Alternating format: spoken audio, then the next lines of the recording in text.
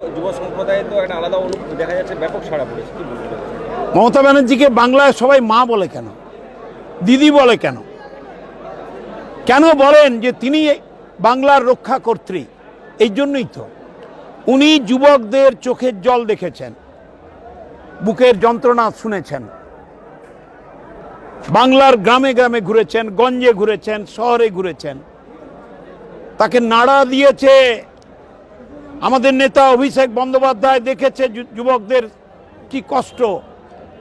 আমরা 40% employment generation করেছি বাংলায়, আর দিল্লির সরকার 42% আনএমপ্লয়মেন্ট জেনারেট করেছে। This is the difference. তবুও আমার বাংলার যুবক যুবতী ভাই বোনেরা তারা কর্মসংস্থান পাওয়ার আগে আগামী 5 বছর প্রতি মাসে 1,500 করে টাকা পাবে।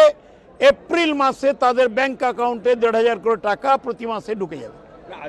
এইটা হ্যাঁ, আজকে সরকারের নির্দেশে বিডিও সাহেব, ওসি সাহেব, এডিএ সাহেব, ভূমি দপ্তর সব এখানে উপস্থিত।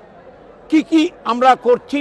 এক, যুবক যুবতী 21 থেকে 41 যারা নাম এন্ট্রি করছে, কাগজপত্র ঠিক থাকলে 1 এপ্রিল থেকে তাদের ব্যাংক অ্যাকাউন্টে ঢুকে যাবে 1,500 করে টাকা। দলমত নির্বিশেষ, কোনো বর্ণ, কোনো সম্প্রদায়, কোনো রাজনৈতিক রং কিচ্ছু না, বাংলার যুবক যুবতী। মমতা ব্যানার্জি তাদের শুভেচ্ছা দিলেন। দ্বিতীয়, লক্ষ্মীর ভাণ্ডার আপনারা জানেন, 1000 ছিল যাদের 1,500 হয়ে গেল, টাকা ঢুকে গেছে। 1200 ছিল যাদের 1700 হয়ে গেল আদিবাসী তফসিল। 3 নম্বর, আপনারা জানেন যে আমাদের যারা কৃষক ভাই বোনেরা, তাদের জন্য আমাদের মুখ্যমন্ত্রী সব সময় কৃষক দরদি।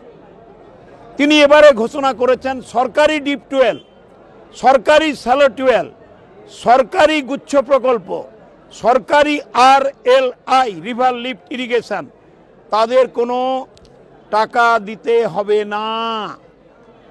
সেচের জলের সমস্ত ট্যাক্স উঠিয়ে দিলেন।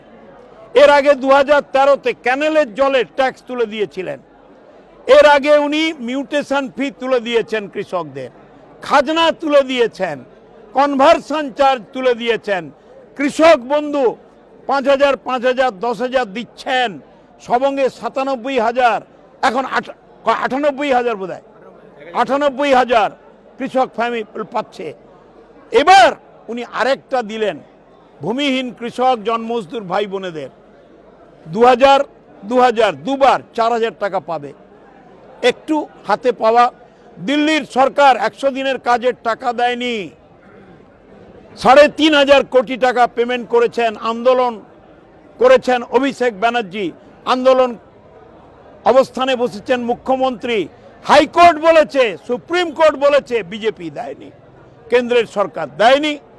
মমতা ব্যানার্জি কিন্তু 3,500 কোটি টাকা মিটিয়ে দিয়েছেন। শুধু তাই নয়, রাস্তার টাকা 50-50 দেয়নি। আমরা 22,000 কিলোমিটার আগে করেছি, এবছর করছি 20,000 কিলোমিটার।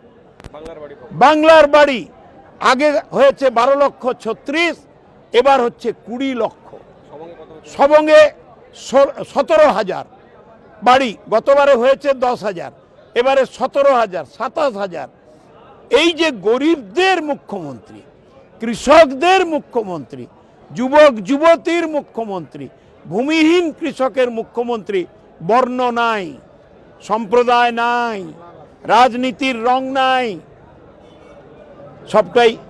আজকে দেখুন কি উচ্ছ্বাস মানুষের মধ্যে। এটাই তো চাই আমরা। আমরা এই বাংলায় ধর্মীয় উন্মাদনার বহিঃপ্রকাশ দেখতে চাই না। তুমি হিন্দু, তুমি মুসলমান, এই কথা শুনতে চাই না।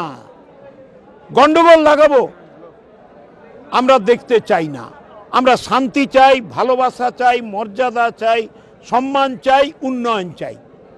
শান্তি না থাকলে উন্নয়ন হবে না, সেইটা দেখতে চাই।